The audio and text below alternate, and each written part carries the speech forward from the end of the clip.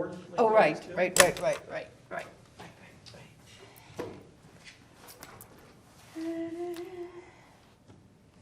And I'll be monitoring people at home. Okay. They're all alive.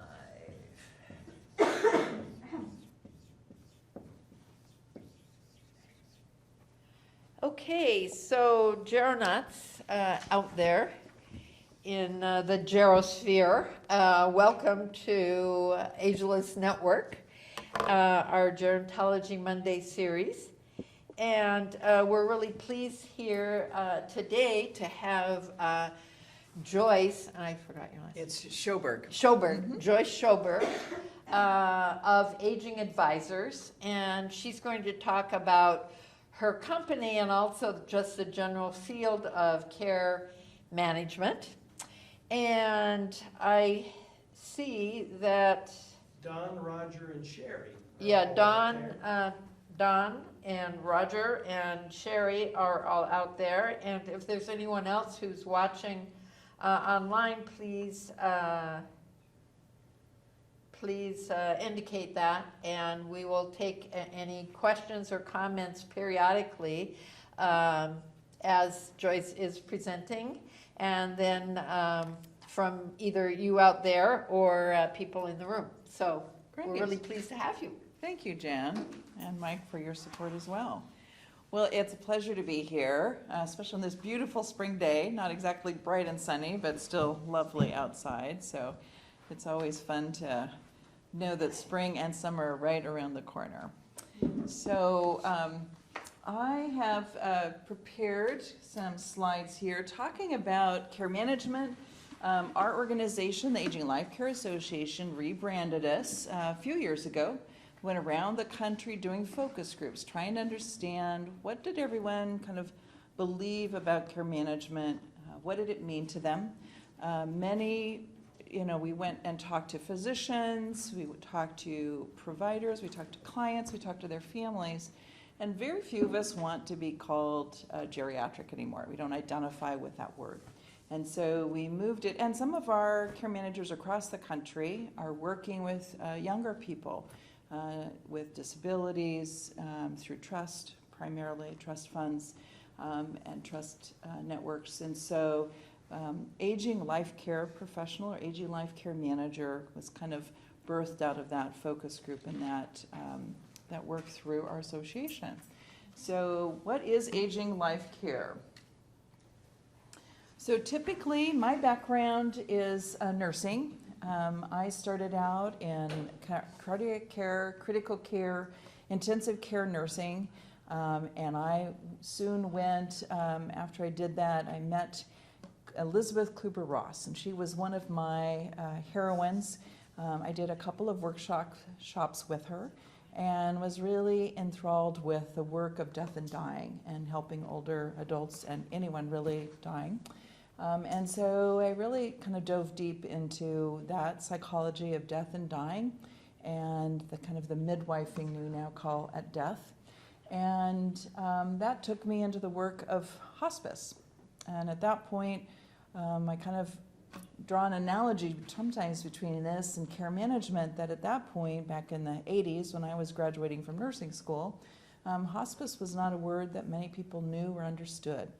And so now, sometimes when people ask what I do in aging life care or care management, very few people really understand what that term is. So sometimes it takes time, even though our profession has really been around for over 40 years, as is hospice, been around for quite a bit of time. It takes time to really understand it.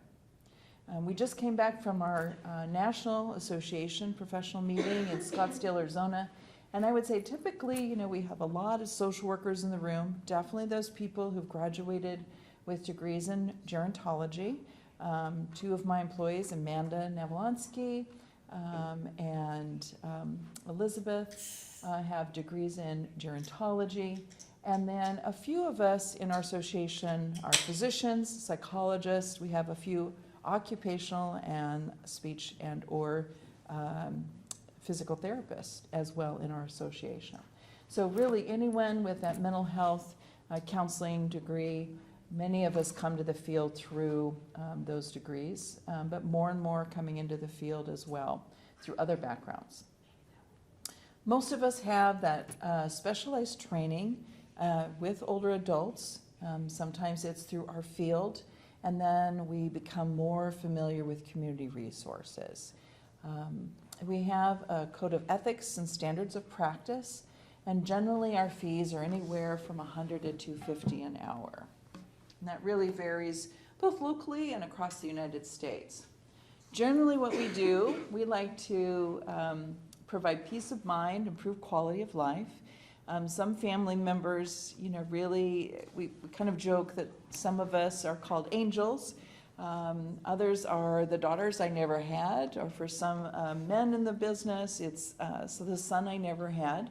But definitely our goal is the family, hopefully can be family, and the care managers can do the work of advocacy and support and care coordination. So we kind of break the work that we do into these areas, one being professional support, the next being kind of monitoring, and the third being coordinating. So when we see these as three different succinct areas, although the client might, or the family might necessarily see these as three separate areas. And then I'll talk a little bit about our company and, for example, our service agreement and the different service areas that we offer to people in the community. So when we look at professional support, the first is always assessment.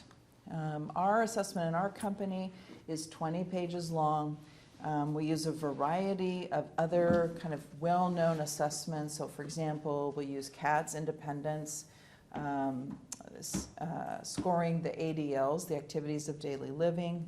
We'll use an assessment on the IADLs, the independent activities of daily living. We use a cognitive screening. We use the geriatric depression screening. And then we have kind of a notebook that if there's other things going on, might be it's suicidal ideation, there might be wounds, we also use a fall risk screening. So whatever's going on, we turn to those assessment tools and we do our assessment. Oftentimes the family or the person, the identified client, asks a leading question. They have a main question that is of concern to them and they want some support with. A lot of times that question is, can my mom still live in her house? She has dementia. We think, or she might be saying she has mild cognitive impairment, or they might even say she has some memory issues. Is it time, or when will we know it's time for her to move out of her home? We just met with a client this morning, and we had done our assessment back in December. We had typed it up. It's 22 pages long, both the assessment and our recommendations. That's kind of typed up and shared with them. But the mom had some questions, and her dementia is getting worse. So we met with her today and reviewed what those recommendations were. And her recommendations were that she would move out of her home and look at a facility either here in the area or close to where one of her daughters lived. Yeah. So how much time, or what does it look like with assessment when you're interviewing, say, key family members? And so how much time do you spend creating the story from their perspective? Yeah, good question. So how much time when we're talking to different family members? So usually our assessments for one person are 2 hours in the home, and then we will reach out to family members. We have a family assessment. Some of those family members prefer to have it emailed to them so they can do that on their own time. And that family assessment and that background piece, it's kind of, we call it a questionnaire. It's about another 5 pages, and we ask people to respond to that. Some of them aren't as comfortable with either handwriting the answers and mailing it back, or getting onto their computer and filling that out. And so we will certainly get on the phone with them and interview them as well. And some families want to talk for a good hour with that. Oftentimes our assessment, we'll take 2 people to our assessment, so myself and another staff member. And so that also affords us the ability to, one of us is doing one of those like cognitive assessments or the, excuse me, the depression screening. while then the other staff member is off doing, like, for example, a caregiver burden index, so we see how much and how they're faring, as well as that background assessment. So that piece will usually take another hour to get that, unless they're filling that out and mailing that to us. Per individual? Per individual. Up to like, what, 5? Or how many would you consider? Well, we're glad to send that to whoever is involved in that family.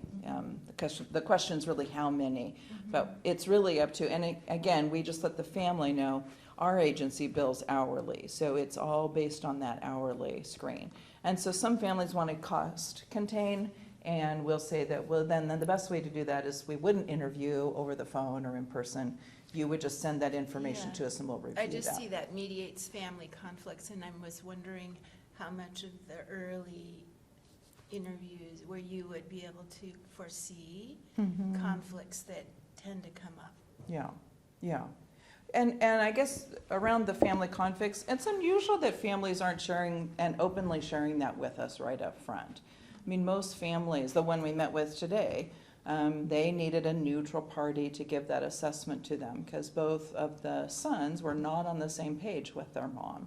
They had very different ideas. One had been given power of attorney early on, and then the other son has been able to, kind of with his job, spend some of the time with mom and some outside. So he's been doing more of the hands-on care now. And because of her dementia, she no longer remembers why she assigned that power of attorney to the first son. So now he's kind of not in the best light because he's making all the hard decisions, what he's paying for, what's not. And the one who's in town and doing the day-to-day and getting her to friends and doctor's appointment and driving her to the fun places, you know, he's now in the nicer light.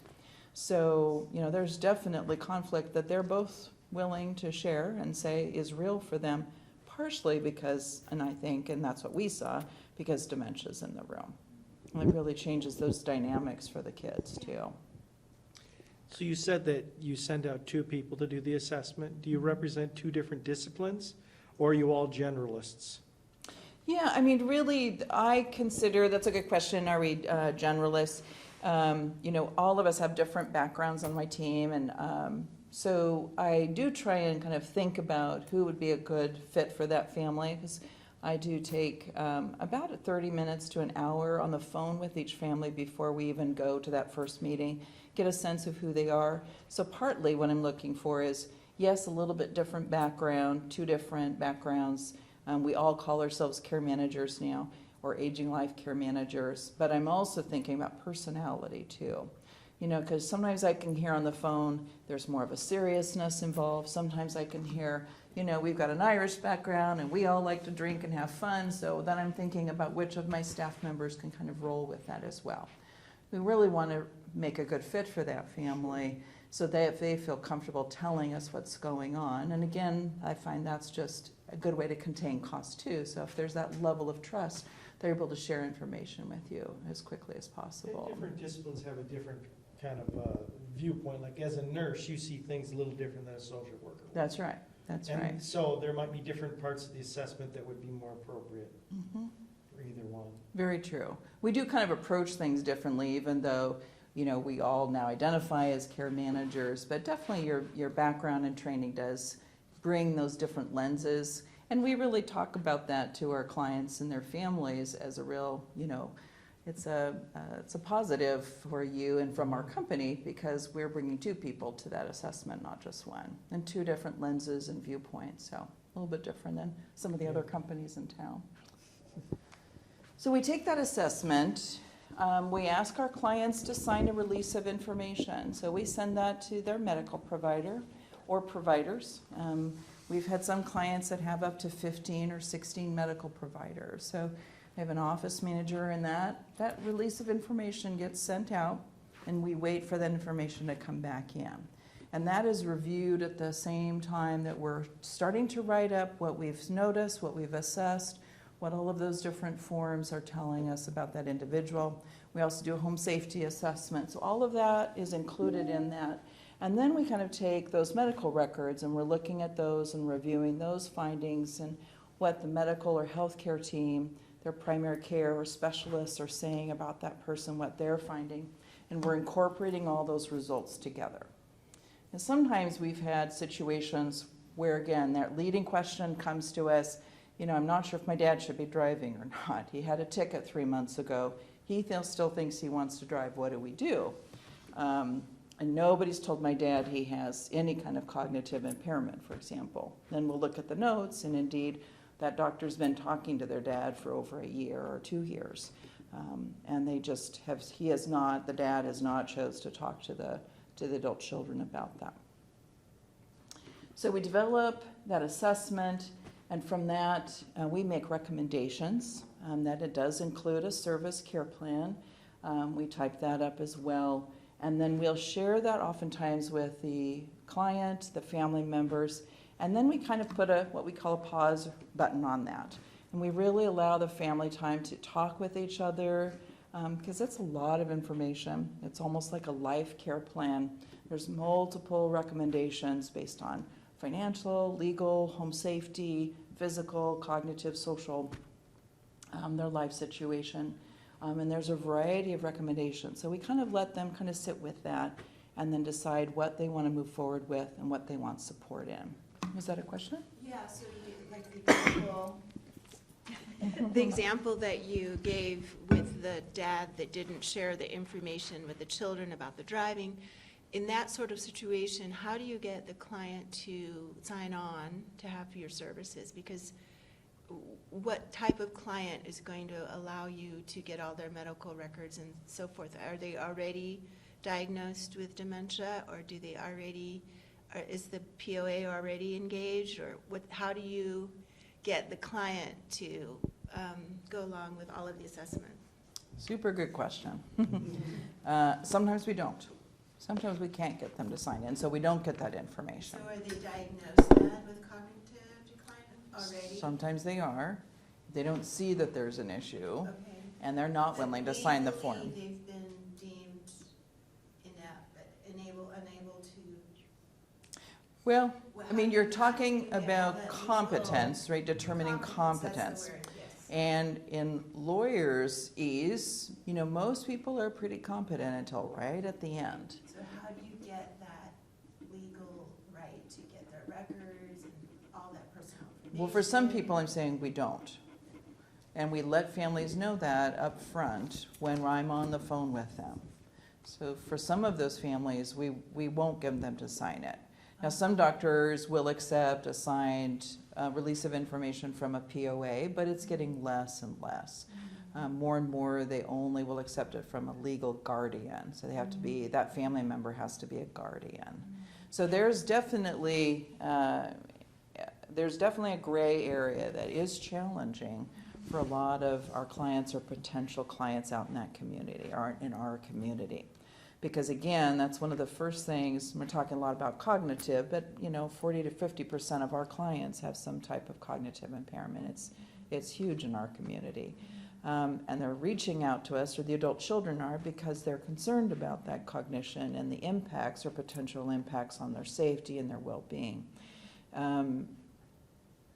But in the larger scheme of things, the rest of the world sees them as competent, but we know, when I ask questions, we ask questions around safety. So let's see, if you smell fire, if you smell smoke, because you can't smell fire, if you smell smoke, what would you do?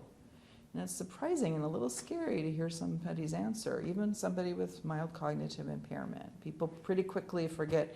There's a number called 911 that you would call. They forget very quickly. You don't just open a door and go investigate fire. They don't remember things about, taking blankets and wetting them or putting them over a doorway, or don't remember those kind of safety things. So that goes pretty quickly. The likelihood of that person in a fire, with their house burning down, it's low. So it's all about risk. But, there's still some people you can't force to sign a release of information if you don't want it. So we try different things.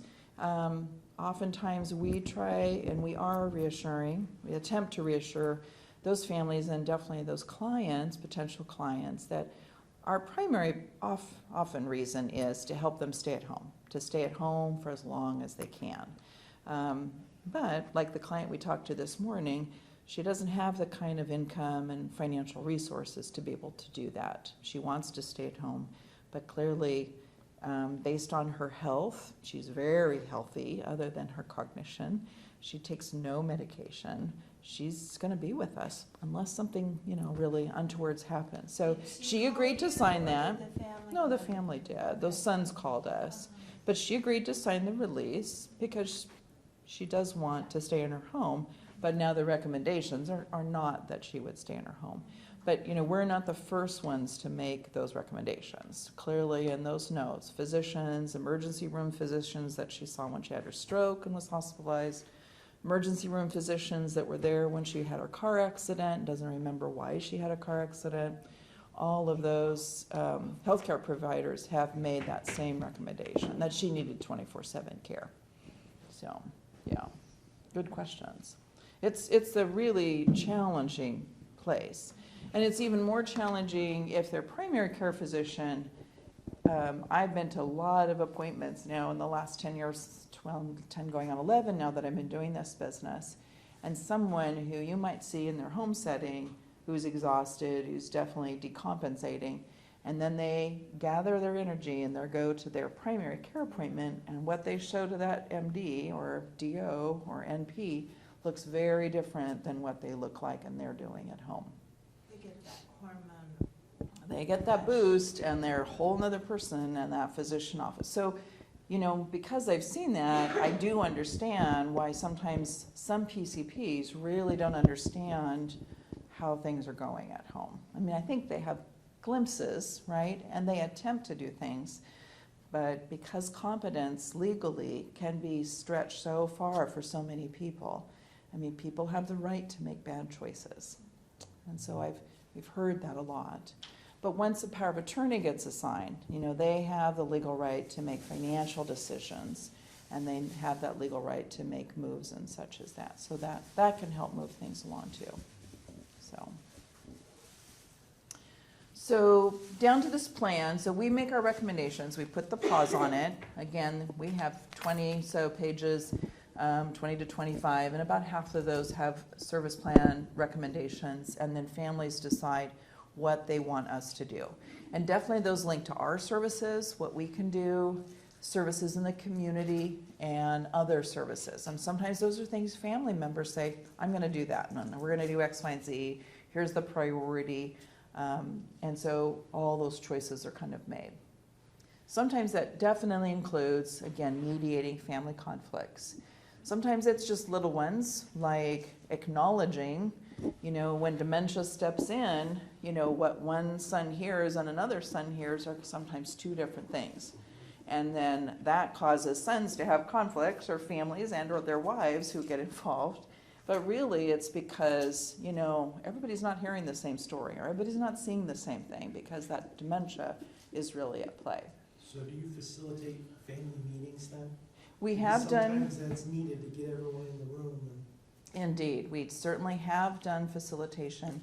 When it's, sometimes I can tell though, based on the conversations, that initial conversation I have with phone, that a true mediator, I have taken, college level classes in mediation, and I still sometimes will refer to mediators trained, either facilitators, lawyers, and or skilled social work mediators. So there's other wonderful people in our community to do that as well, and it really just depends on what the conflict is, how long it's been, what they've already done to manage that conflict, what's worked and what hasn't. So we kind of use that conversation to move that forward.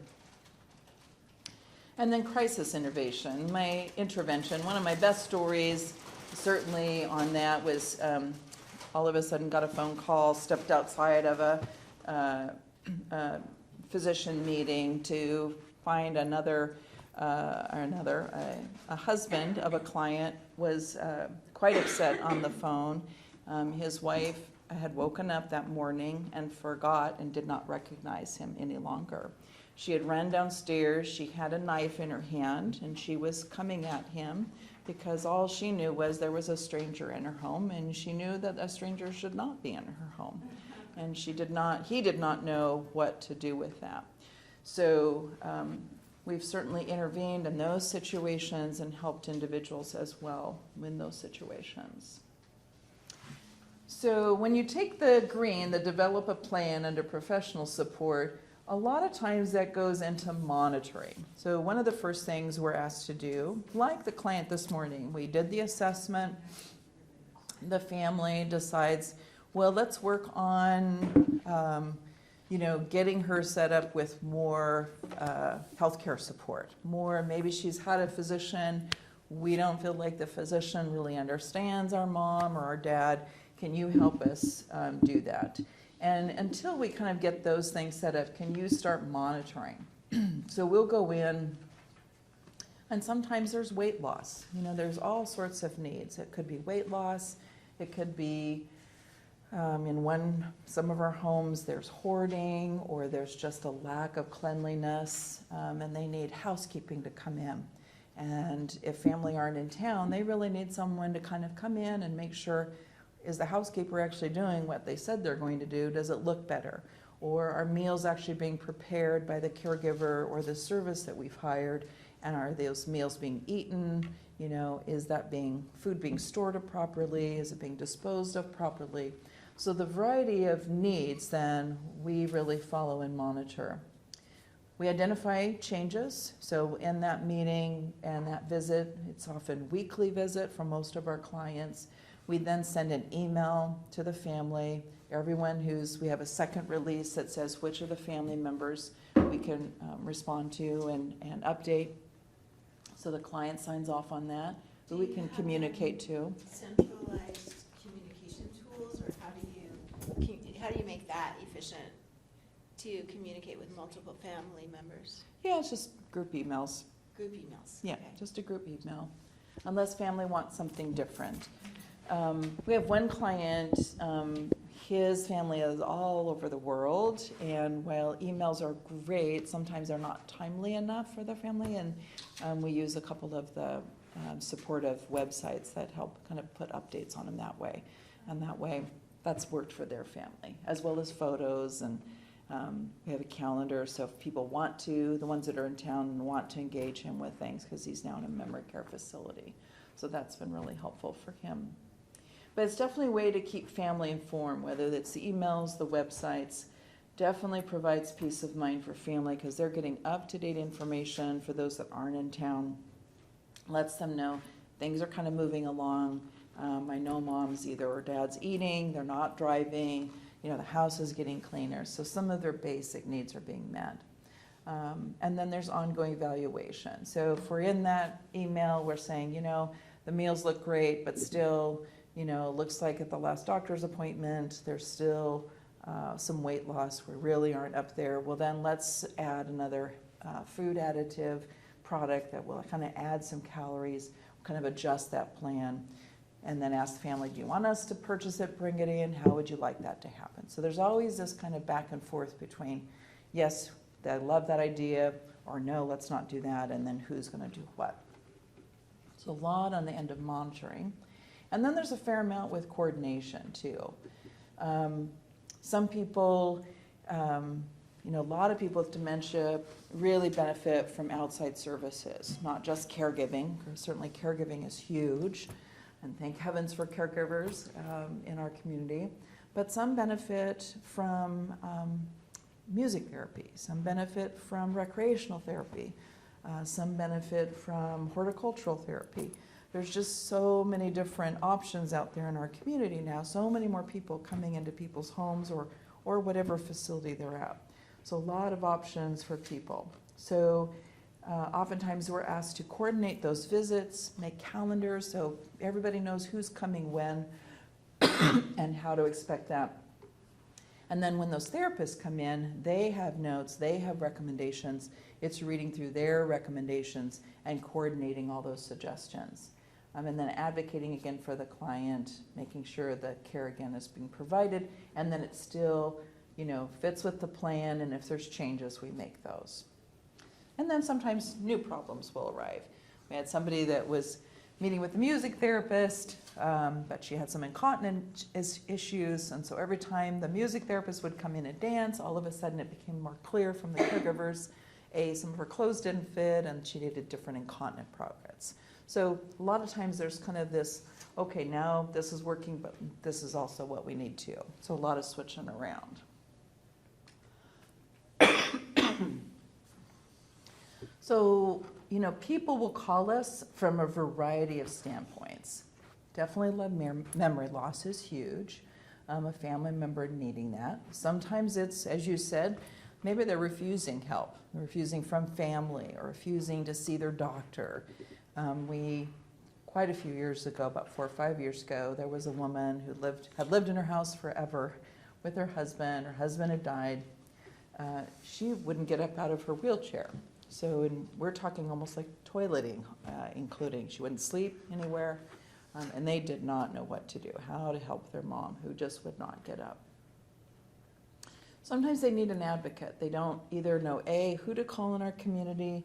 They don't know how to advocate. They don't know what they can ask for. They don't know things like if someone goes into the emergency room, they're not necessarily admitted. That they'll hear a physician in the emergency room say, we're going to keep you overnight, assume they're admitted, and 3 days later go to a skilled facility and then realize, oh, wait, none of this is going to be covered under Medicare because I wasn't technically admitted, I was under observation status. So those kind of things are so crucial, that advocacy. Yeah. I'm going to ask a question. Okay, so most of us in the world and in our community aren't trained on this roadmap of what happens if there's a crisis or something changes. Say, like you say, someone goes to the emergency room, and the family member doesn't know what the next step is. How do they learn about you? How do they know to call you? Because that's like even not known, I believe. People don't even know that you exist. I know. So how does that happen? Kind of like that word hospice. They didn't know I heard that years ago with hospice. I wish we had known, and that's a very hard thing for me to hear. I mean, that's why I joined our professional organization. That's why I, in my company, have put a lot of time and resources behind the weekly or the monthly educational groups. And that's why I support going out in the community and doing lectures just like this, because I'm doing the best I can to get the word out. Yeah, because if you don't know what's going on, the learning curve is like mind-boggling. It is. It's really So huge. I wish we had known about you. Right. But Support groups yeah. are great.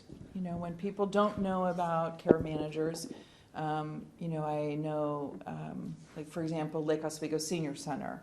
That's being run by a woman who used to be a placement coordinator. They're kind of monthly groups.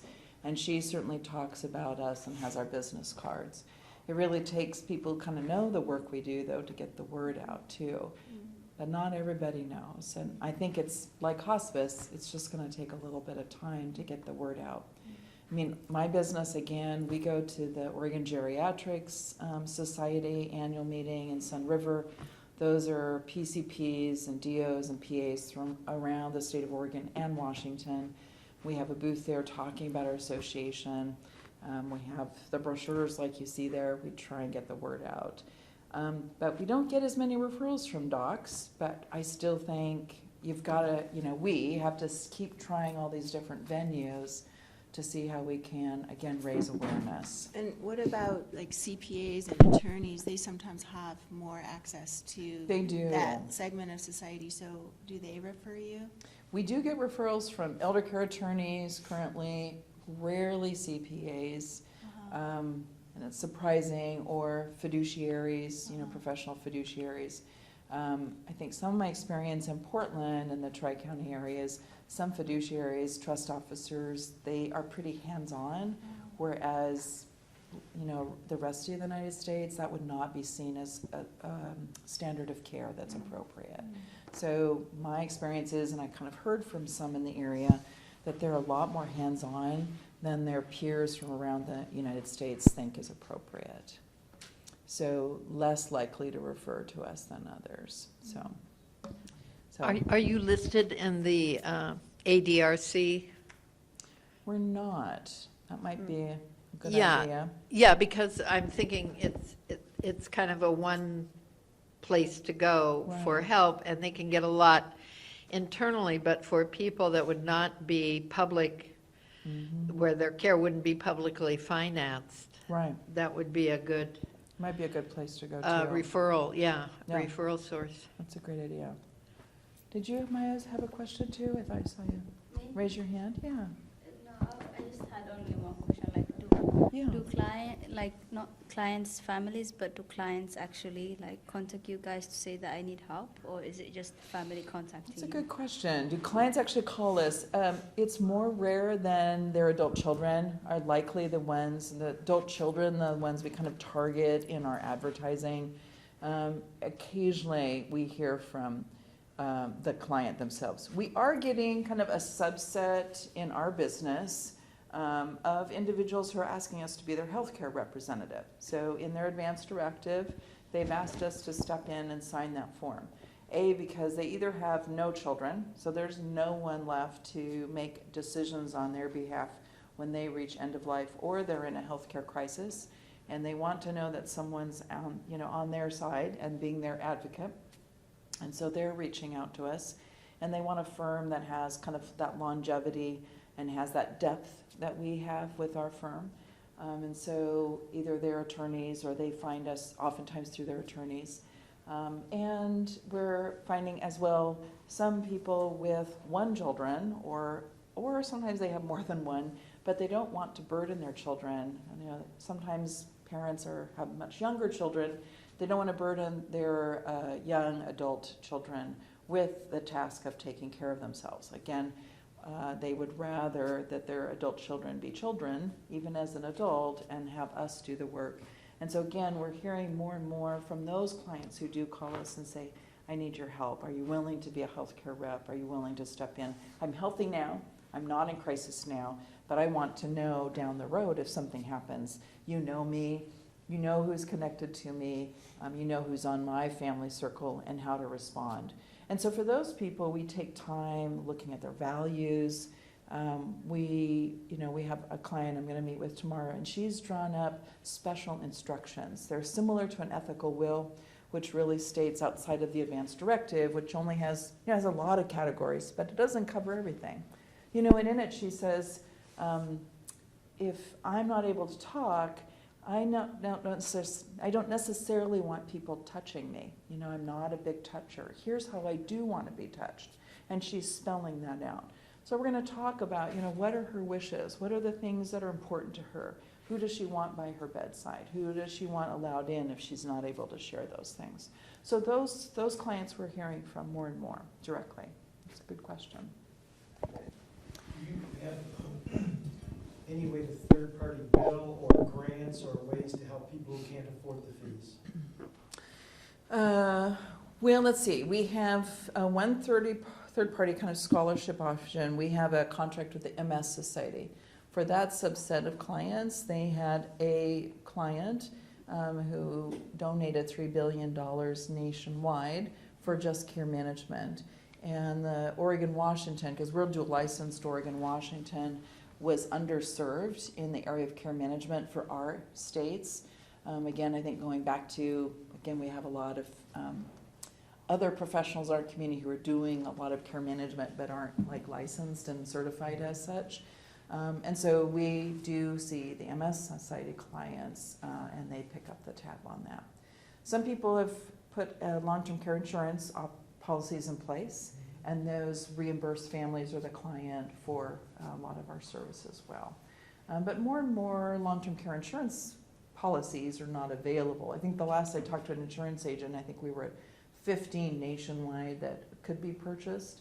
And even I've talked to some agents who said, sometimes you'd do better, at least investment individuals, financial investors will say sometimes you'll do better financially by just doing good investments as opposed to going with a long-term care insurance policy. They have a lot of stipulations depending on the one you have, especially for those clients with dementia. It can be very challenging to make sure they meet the requirements and to get the money back in the hands of the client, the recipient. So those two are two options that we have now. So A lot of people call us, they're just confused.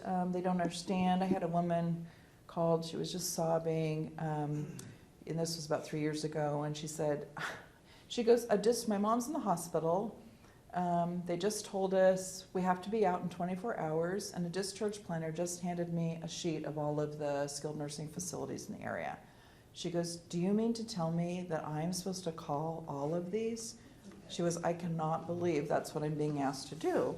And I said, well, honestly, you're the third person I've heard in the last 2 months that, yes, is being handed that piece of paper and is being told that you have to find placement for your adult parent. So a lot of people just really need help. Like, what do I do? Who do I call? What should I consider? What's going on in our community? And similar to that crisis, I mentioned some of the other crises, and then certainly family conflict is at play too. So a few case scenarios. Sometimes I think this is helpful just to get a kind of sense of some of the situations we have. This is, I know this is I'm worried about my mom, but really the one story that comes into mind is I'm worried about my aunt. So this was a niece that actually called me. She was the last living relative for her aunt. Her husband was a well-known podiatrist in the area. And she had worked for both the Army, and then she got to nursing school after she was a secretary in the Army, and she was then her husband's back kind of office manager, and she did nursing in his office. And then when he retired, they traveled around the world. And you could tell they just had a delightful life. They were both somewhat artistic, and so they had this beautiful house, but they never had children. They had just always kind of given their life in service. And the niece was calling me. She lived in Utah and said, I'm not sure what to do. I know there's guardians, and I could go that route because I'm not local. And I've heard about these care managers. The neighbors are starting to call me because the neighbors typically invite her over for a beer every night, which she loves. And then she'll go home, and she's at the senior center every day for about the morning time. But the neighbors started to notice that after she finishes her beer and comes home, then about 30 minutes later, she's back over and asking for the same beer because she's forgotten that she just drank the first one. So you could be there all night. She was definitely losing weight, and the senior center had started to reach out once too. That on a recent shopping trip, they started to notice routinely all the things that she was buying were, it was out of date hot dogs. So hot dogs that were just had canceled out on their expiration date. I think Cheese Whiz. Definitely, she liked one type of wine, and then there was one other item that she liked, and that's all she was getting, and then most of them were out of date. So she knew her aunt's wishes was to live in her home as long as possible, and she wanted to know what she could do, what was in her wheelhouse. So we talked, and she said, I'm making a visit soon, and I'd like to meet you. So she did. And she did end up signing us on. The night before I was to go in, her heater in the basement flooded. So, it can kind of release. And the minute I walked in the house, I knew we had to call the insurance company because I could already smell the mold that was starting to take over. She wasn't necessarily a hoarder. As I said, they'd traveled around the world, so her house was packed.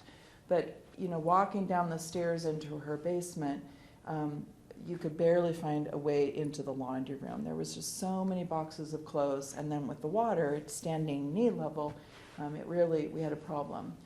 So I called the niece immediately before I went any further, and I said, we've got to call the insurance company. Well, she overheard me, the client, and said, I don't have insurance on the home. Well, she obviously could not remember that she had indeed have a policy, in fact. So we were able to get the restoration company in. They pulled out everything. They brought in the dehydrators. I think you have these things that suck the moisture out, and all these things, and the fans to get the mold, and they were pulling things out and taking it away. Well, she didn't have caregivers, so we tried that. I was in the next day, and I walked downstairs, and there's the water everywhere. Well, she had gone downstairs and plugged everything because she said, I don't have money for all this this will make my electricity go. So then I called the niece, I said, well, we've got to get in caregivers. So let's bring in caregivers just 4 hours a day. Well, that didn't work because she unplugged the machines again. So now we've had like 3 floods.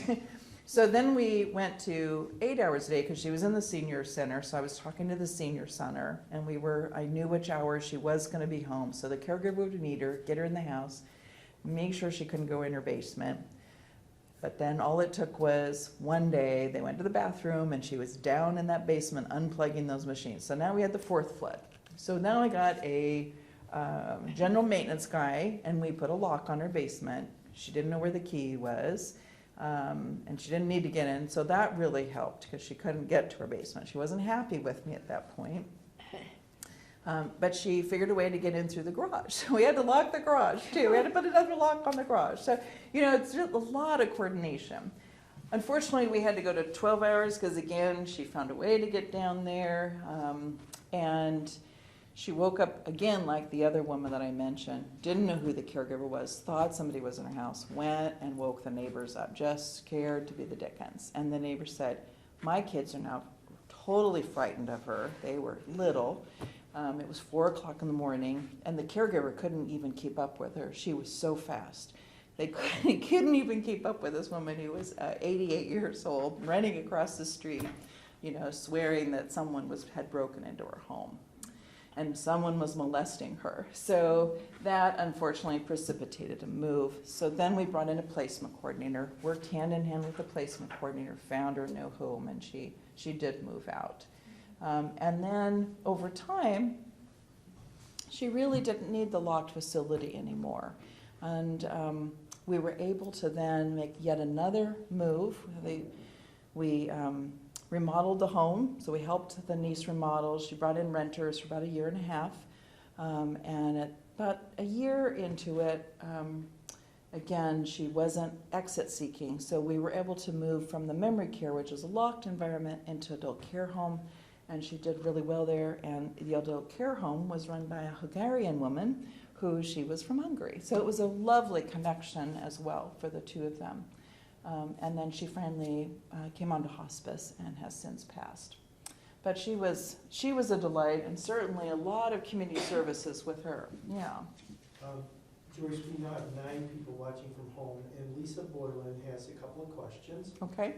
The first is, Joyce mentioned that a POA is not always accepted by medical professionals to release medical records. Is this a new development? I've always thought that a POA was an acceptable document that allowed the release of records, billing information, treatment plans, etc. Please clarify if possible. And then the second one is, what would she share, please? Would she please discuss how to become an aging manager, advisor? Does it differ from state to state, or is there a national certification? That's okay. So definitely on the POA, I think it has tightened up a little bit more. Power of attorney for finances is really just for finances. And so some physician offices are not willing to accept those any longer. And so the individual either has to sign accepting release of records, or it has to be, again, a legal guardian or a healthcare representative. So some people call a healthcare representative power of attorney for personal or for healthcare, but it's really, in Oregon, it's a healthcare representative. So if it's just a POA, a power of attorney for finances, it is true that some physicians' offices are not accepting those. I think that answers the first question. And the second one, again, is on the first slide, when we went back to this one. Typically, it is social workers, these variety of professions that get into our field, care management. And if they're wanting to go through the Aging Life Care Association and be certified, nationally certified, our website, and I'll show you at the end, has a link that shows all the different certifying bodies. And I went through NACA, the National Association of Certified Care Managers. That's a 2-year process. You have to be supervised. You have to show so many hours of supervision. You have to send in all of your background education and training, and it's vetted then by this national certifying body who then certifies you. So it's about a 2-year process is how most of us go through that. And do those have fees? And I'm assuming you also Yes, have they to have do. continuing education requirements. That's correct. Okay. That's Do you correct. take on people as, to be supervised, We do. to work with you? Do I take on people to supervise? I do, As a part although. of that certification? Right. There are 2 people in the area that I tend to refer people to who love doing supervision, who are kind of semi-retired, Mhm. and I usually refer people on to those 2 individuals to do the supervision part. They're So not part of your organization? they're part of. They're both members and/or there's another title. I think it's emeritus. They're members emeritus. So they've been with the organization, but are in a kind of semi-retirement. That's the National Association, though, not your Not my agency. business. Yeah. A different The Aging Life Care business. Association. But they have It's a their own professional business. association. So they're individuals who are doing just mentorship, or they're doing just consulting on the field. Like one of them just does, occasionally she works with a lawyer, for example. She does assessments just for this one I lawyer, see. but doing less and less of it, but loves to take on Oh, I see. new professionals. So Mhm. related to this, Joyce, because a lot of our students might have interest in this kind of work in the future, Mhm. do you take interns within your organization? We do, certainly. So students could do an internship with you? They can, have to reach out. We can't do more than 1 a semester, but we have taken interns quite a Would bit. that be part of this, the supervised hours, do you think? No, your internship through your school Yeah. program is seen separate than supervision. Supervision is once you've graduated from your program. see. That's Right. very clearly specified on the certification Okay. bodies. But it'd be a great way for someone to know if this is something they're interested in. Right, Yeah. indeed. Mhm. So similar to, I gave you a couple stories about, we're hearing again more from individuals. This client was a retired nurse, she didn't have children, really needed help advocating on her behalf. Unfortunately, she did bring us on and then did have a stroke, was not able to talk, so glad that we did that deep work that I mentioned, talking about values, what her wishes were. We were able to then be there at the hospital visit because a neighbor let us know that she'd had an event. She was transported. We were on call 24/7, so we were at the hospital room able to kind of really advocate on her behalf.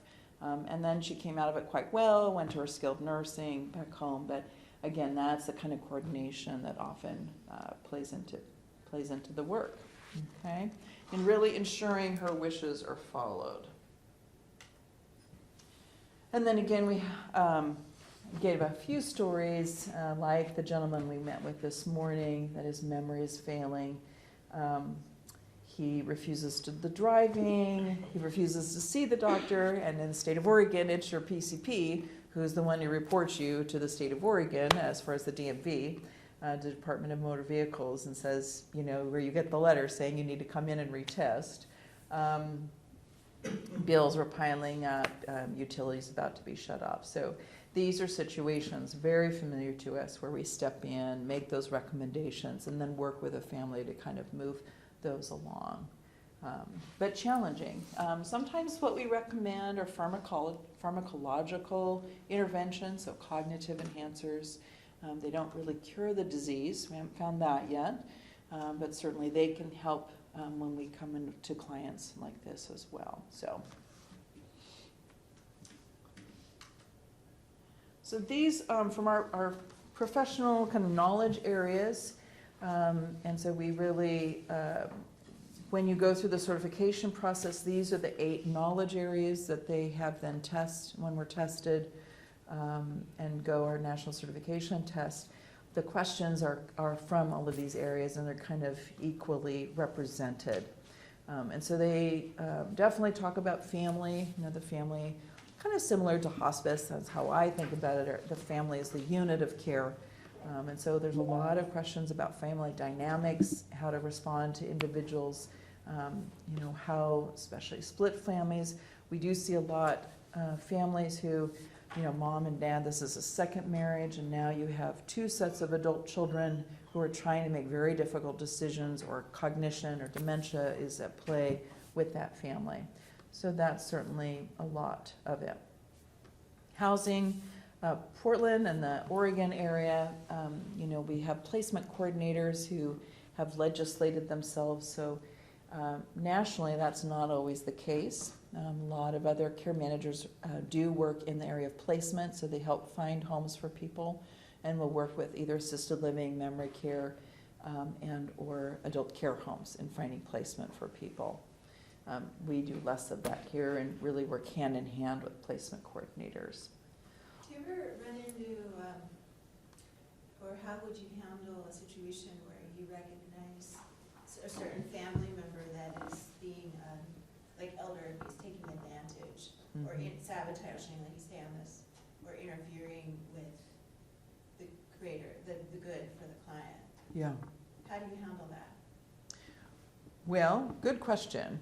Because my experience has said there's no real right way to do it other than call APS. But every time except one that I've called APS and reported it, we've lost the client. They've 100% of the time canceled and terminated our services. And what, yeah, it's tricky, right?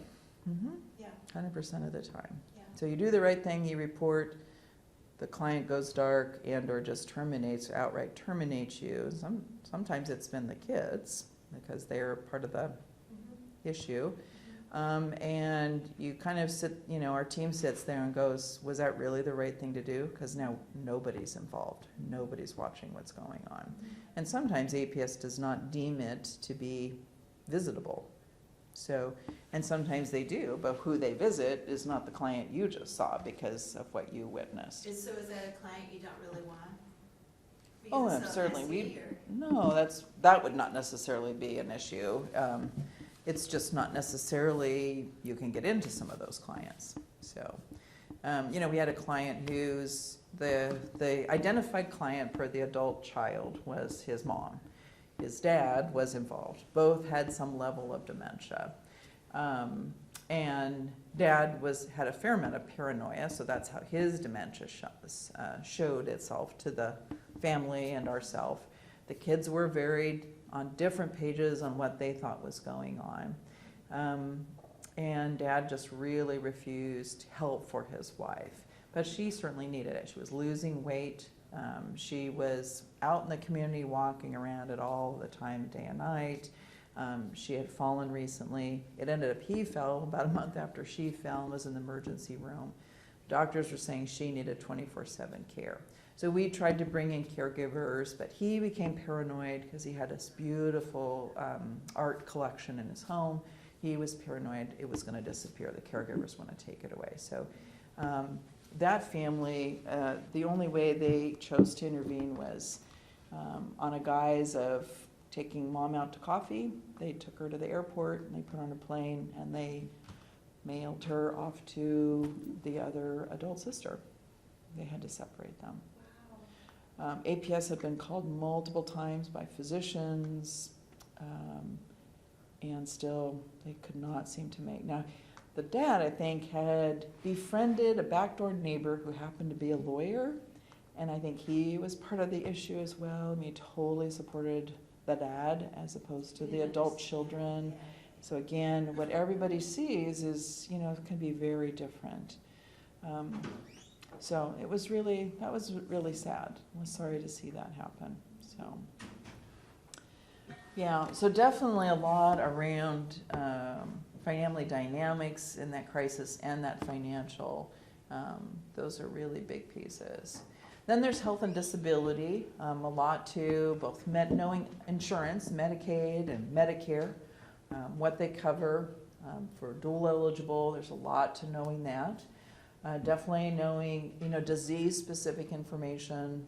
Clearly now it's hard not to know a lot about dementia and how that impacts people. Knowing about people's lifespan and just aging and the normal healthy aging changes that occur and what's kind of outside of normal. So that's such an important part of knowledge as well. And knowing when to be concerned. Knowing certain medications for like AFib and clotting medications and all the new ones, and so much information there. Definitely crisis innovation, and then legal, again, understanding the difference between power of attorney for health and finance, and then advocacy, and then local resources, knowing when to refer out and how those resources look.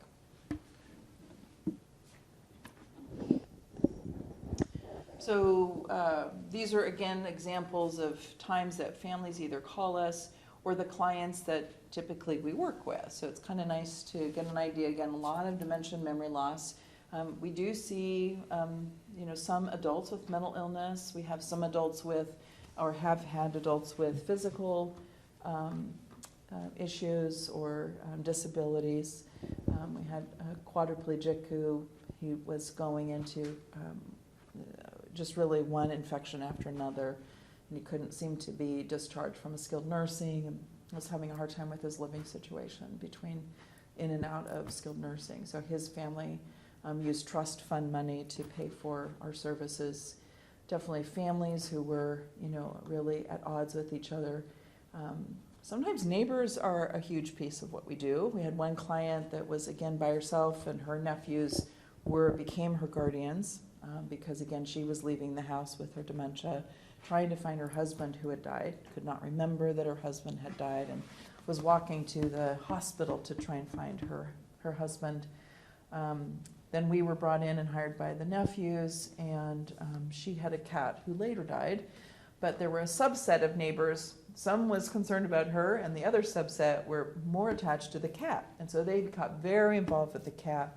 And so there was a lot of coordination. We had a cat care plan. So we've had dog care plans, cat care plans. So it really is, there's a lot of coordination sometimes, and sometimes not, with the client that is identified, but it's part of the client's family. So, and definitely those clients who sometimes refuse your care. When you have a client, you have a main care coordinator, and then I'm just curious as support to say you, if you're the main care coordinator. Mm-hmm. Do you have someone just working on like calendars and helping you stay I knew in my organized? team, You yeah. do. So we have an office manager who's full-time. Uh-huh. She was kind of my first hired employee, so she's really at the core. Yeah. She's taking the phone calls, setting up appointments, those calendars, a lot of paperwork Once you involved. start adding a cat care plan. Yeah, then there's a lot there. It's It a really lot to is. consider. Yeah, it really is. Well, and then there's, the business side of it. So Yeah. I know one of the students in your class did an interview with me, and it was a good question. Like, well, how do you, if you did a pie chart of your time, how do you spend your time? And definitely, there's a good 40% that's just on the business, the billing and negotiating with families and all the contracts and all that. So there's definitely a business side of it too. Here's our professional organization, the Aging Life Care Association. A lot of information there about what we do, a lot there about, certainly a lot there on certification. So there's not just one certification body, but there's multiple ones. I also like to tell people, when you go to aginglifecare.org, you can find that Aging Life Care expert. So that's a way to find aging life care managers around the United States. At our last two national conferences, we've had people from other countries. So I foresee time into the future, which is it's going to be an international organization, most certainly, because we're definitely seeing other countries attending and doing this work, very similar work. So that's kind of exciting too. So both as families look at what we do and how to refer to us, the same way that you can think about this through a job opportunity. Certainly there is a student membership option, which is fabulous. So for a pretty discounted rate, you can become a student. So that same last slide, the aginglifecare.org, you can go and find out membership rates. But it gives you, there's just a member-only side, a lot of resources there, both on advertising, forms, processes, procedures, our ethical standards and standards of practice. So a lot of that's available to you. Great way to get information at, again, a much discounted rate. And then like myself, I'm certified. I'm working on becoming a certified fellow in the organization. I'm currently our Western region, so we have different regions in the United States through our association, and I'm currently president of our Western region. It's our largest region. We have over 13 states. Some of us are licensed, so some states licensed the care managers. Oregon does not, Washington does not. Very few states do. And so I don't see that this is going to get a lot of momentum, as it really just has not over the years. But you never know, because our state and our government can have different ideas about what we do. Most of us have our individual practice licenses, like nursing or social work, but it's always a possibility. But these are good questions when you think about, well, if I become a care manager, what would I have to consider? The response time. We're 24/7. And so another reason I started in working with our professional association was when I started out just by myself, well, who's going to cover my clients when I'm on vacation or seeing my parents and taking care of them? Who's my backup? Because you can't respond to a client if you say, I'm going to be there in the emergency room with you and be in Spokane where my parents are, or, New York on a trip. So you have to find someone who either knows your clients, or you have software that clients can access, or your covering care manager can access. Yeah. I believe you know Roger. This is Yes. Roger chiming in. Great. One comment and one question. I suggest that our students explore Joyce's easy-to-navigate website that's packed with solid information. And then the question, as a pioneer in this field, what changes do you see for the field of aging life care professionals in the next decade? Oh, good question, Roger. Put me on the spot. Well, and thank you for the shout out to our website. Definitely put a lot of work there, so thank you. Changes in the future. Well, definitely that our organization, I'm excited and hope that we will become an international organization. So I definitely think that's a positive, and I hope to see that happen. There was talk at our last conference whether there is going to be insurance reimbursement for us as a field. So I'm curious if that will morph in that direction. So more resources covering us. I personally kind of doubt that's going to happen, just because knowing how tight Medicare is right now and how much we're hearing, with budget cuts and such, I don't know where that money would come from our services. And I know there's been, a lot of times I think the gap that we fill in and respond to is that palliative care. Not hospice, which is end of life, 6 months or less, and not curative when they're actively being supported by clinics if they have active disease process, but it's in that range, in that gray zone, when there's really not, designated services, and there really isn't, you don't qualify for skilled home health to come into your home. Hospice is like a skilled service. So, I've seen physicians trying to really champion palliative care for all as a benefit through our Medicare. I don't see that that's making progress. So I'm doubtful that we will too, but I'll be curious to see, because I know some members on our association feel strongly about that there'll be either insurance benefits or some, either through Medicare and entitlements or private insurance reimbursement for care management. And certainly dementia is huge. There's potentially more and more numbers, the stats being 1 in 5 out of older adults, or 1 in 5 Americans will develop dementia. We keep thinking we're going to see some progress in this area. There was one small study about 2 years out, but the study was an N of 10, and that's a really small number when you're trying to multiply that, but finding that people had reversed their diagnosis of mild cognitive impairment through diet and exercise and some other modalities. Whether that's going to be multiplied and we're going to see progress with that, I don't know. I'm certainly hopeful, certainly very hopeful. I know there's new research on that as well, but I think that will certainly impact the work that we're doing too over the next 10 years. So. Is that one of your services, is to support the reversal or the just improvement of cognitive function? Well, it's a good question. Do we support that? We certainly, if people are interested, we will hook them up to research groups in the area. And we've had 2 families interested in that. Not a lot, because I think that so many families are just so focused on the day-to-day and making sure their parent or their older adult is safe at home, has good care, that they're not having other needs that are met. But there's certainly a subgroup of people that we have connected with. Or we've had researchers reaching out to us. We currently, at our Aging Life Care Association meeting last Friday, heard from Iris, I think is her name. She's from Germany, and she is working with PSU on the dementia-friendly communities research funded. And it was fascinating to hear her talk. She is still short, I think, 6 interviews with both individuals living with mild cognitive or moderate dementia and their caregivers. And there's research coming from that. She had reached out to us early on in her research, and we tried to pair her up and introduce her to families that were interested. So in that way, certainly our organization does help support families with that kind of research. So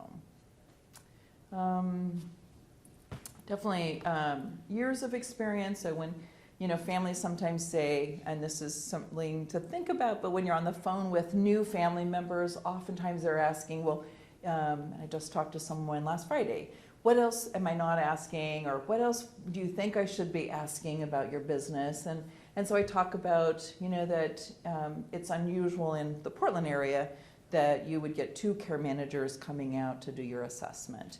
And especially 2 care managers that are fairly knowledgeable, that have been in the field 40 plus years when you put all of our years of experience together. So that's a huge piece too. Both knowledge of the local area, has the care manager been here? I certainly talk up placement coordinators who are local. I'm very adamant about the Places for Mom and Joan London advertising that does such a detriment to so many members of our community, putting them in contact with buildings they've never seen, don't know who owns it, definitely have problems there. So you want to make sure that, definitely getting experience and knowing your community is huge, because then you're putting people in contact with really good people locally. And then choosing which services you provide, what areas you want to do, and then what your fees are based on that. I thought this was helpful as well, looking at, if not care management, there's so many other options in our area. So people that we work with who are potential job opportunities as well for all of you. So I've mentioned the placement coordinators a couple of times. Placement coordinators are typically people that have either worked in buildings, managed buildings, and by buildings or communities, I mean those skilled, the SNF, skilled nursing facility, assisted living facility, the ALFs, the adult care homes, sometimes retirement or independent living. So they've been facility staff, they know those buildings, and they've decided they want to then become placement coordinators. So they want to help families or individuals move and make that transition. And so they've worked those buildings. Those, I think, are the best placement coordinators, someone who's had experience running and operating buildings. Because I know I was a director of nurses, and when it really gives you a much different idea of what's going on in those buildings, especially depending on who owns them. So not only understanding our state rules and regulations and what you're required to do, what's really behind that, what does the state see as important? For example, what's a change of condition? That's so crucial to understand that as you work there, but placement coordinators really help with that. So those individuals are meeting with families, they do their own assessment, or if they're working with our company, we're providing that assessment, and then we're talking with them and giving them a heads up. Here's where the family lives, it should be close to the family. Here's the things they love, they have a pet, and so the facility has to be pet friendly. So we give them all those kind of really good pieces of information. And then you have the facility staff. And that's really, if you have not worked in a facility, again, that's just so helpful to understand what are the rules and regs. There's so many positions. I don't know, anybody have a new one going up in your neighborhood? I know we have 2 in our neighborhood that are being built. So definitely a lot there. They definitely need good people. Discharge planners, primarily in hospitals, but again, in skilled nursing facilities too. They work with discharge planners, so those individuals are calling insurance companies, making sure what the benefit work covers, where is it going to work next, where they move to, coordinating with all their teams. So this person's really good communication skills, both with insurance companies on the phone a lot, as well as with other team members. Then there's insurance, two different kinds of case managers, which I think is a little different than care managers, but some people kind of exchange those words. So the insurance case managers are with insurance companies, so Regents, for example, United Healthcare, some of the biggies, Variety or Moda, but their cohort is, anywhere from 500 to 10,000. So if they're an insurance case manager, they're not going into people's homes, they're not seeing what's going on there, but they definitely work with large groups of people and occasionally are on the phone with people as well as other employees with their insurance company. They now, especially with certain disease diagnosis, like cancer is definitely a piece, stroke, people who've had brain trauma or car accidents, they oftentimes will assign a disease-specific case manager to them. And so they're almost more like a care coordinator through the hospital who really kind of helps navigate them through the system and advocates on their behalf, but also tries to, some people with very complex disease issues or disease-specific situations going on can have thousands of different providers, and so their job is to try and keep numbers down, keep dollars down. So they're about keeping care effective, but still trying to keep numbers down.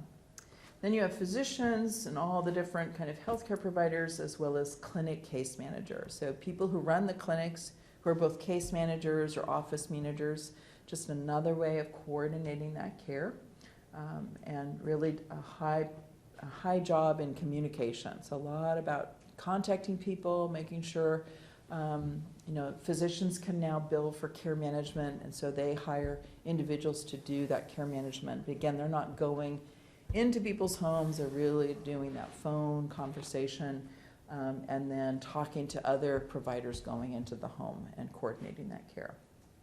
Approving supplies, resources, and other care providers. And then more and more, so many different community settings. Unfortunately, the one we all love and know, Elders in Action, it really is. Both has been a community setting for so many seniors and older adults in our community, is closing their doors. But we do have daycare directors, people who are running our daycares, such as, so many. Mount Hood has one, Maria Smith has one, and Volunteers of Oregon.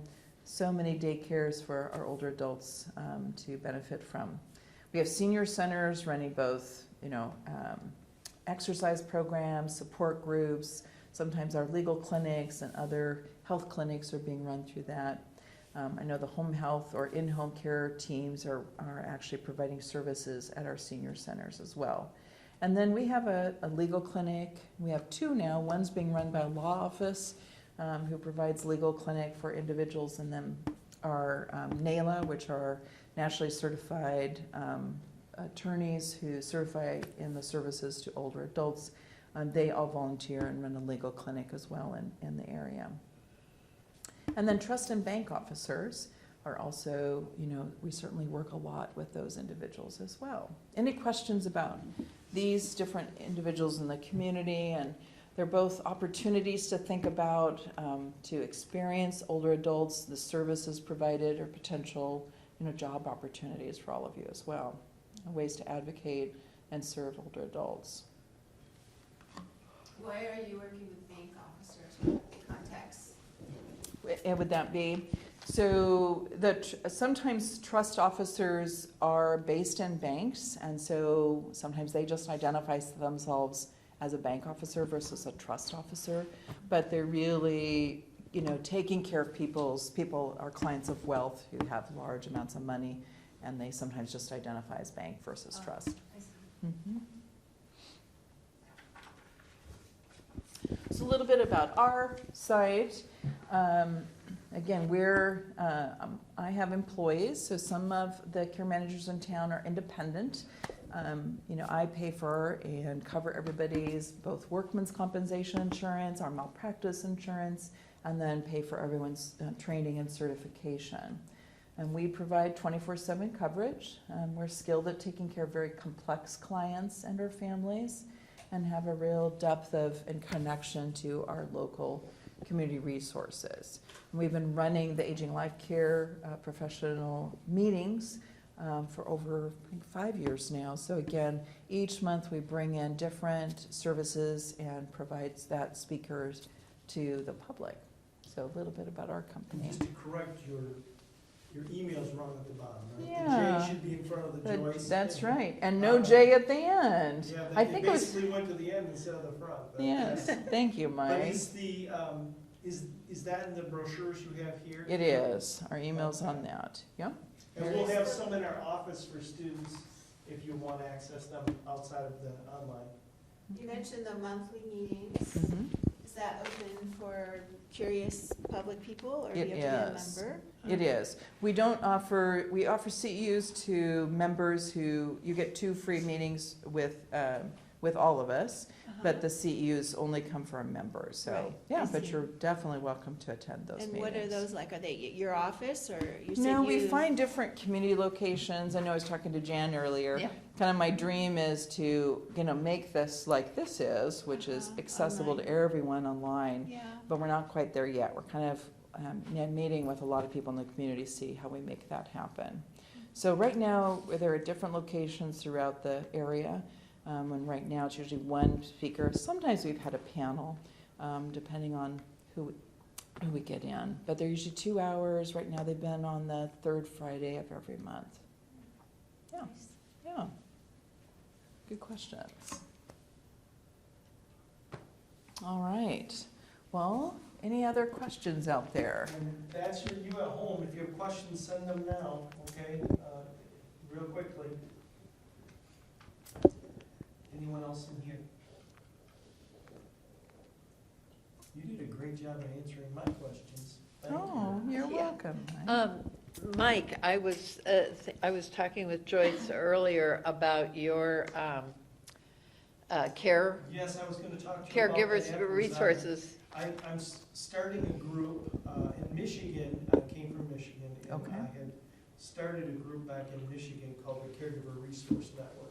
And it was a collaboration of organizations that serve family and professional caregivers. Mhm. And it was really a way to share information and resources and jointly educate the community around caregiver issues, needs, concerns, and resources. And what we did is we found that all of the different for-profits and nonprofits were working in little silos, and almost no one had any marketing budget.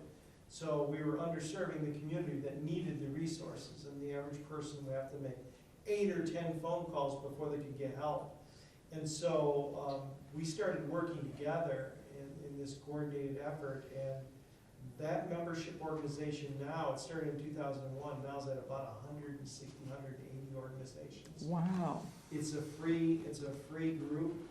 They meet every other month, and at the meetings, they have a train-the-trainer component, literally, that people take back to their organizations. Mhm. But we have also a variety of subcommittees, and those committees do the work of the strategic plan of the larger group, and they're involved in all kinds of educational outreach and different kinds of activities. And I'm trying to develop something similar here because I see the same siloed work.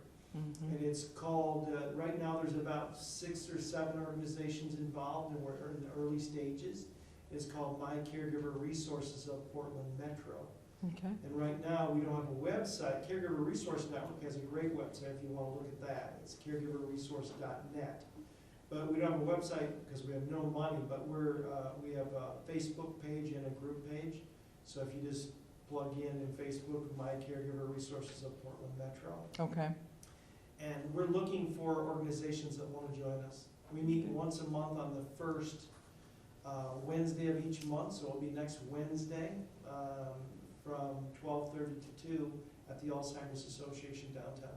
And we have a call-in for people who can't make the trip in too, so. Good. If you want to be a part of that or stay connected, you're the kind of organization we'd love to have involved. Just give me your contact information, I'll add you to the email list. Okay, will do. All right.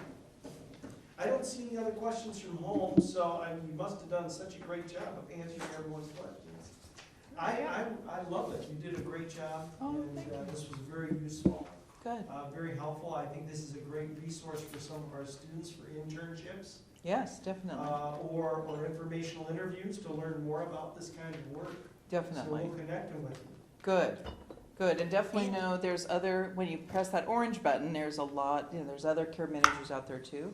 So we're glad to speak to other students and provide that opportunity, and I know others in the community do as well, so. Good. So Yeah. thanks, hang in there, and love your work. Yeah, And this and, is just from Kyler, who was watching and said, I'll watch the complete discussion once, it's online, very helpful. And was just saying, thank you.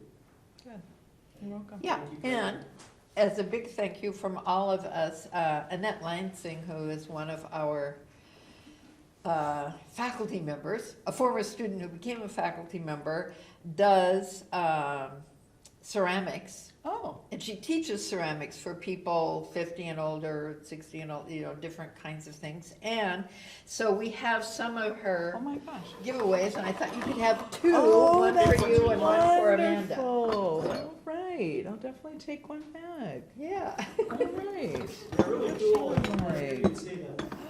Oh, these are beautiful. Aren't they sweet? Wow. Yeah.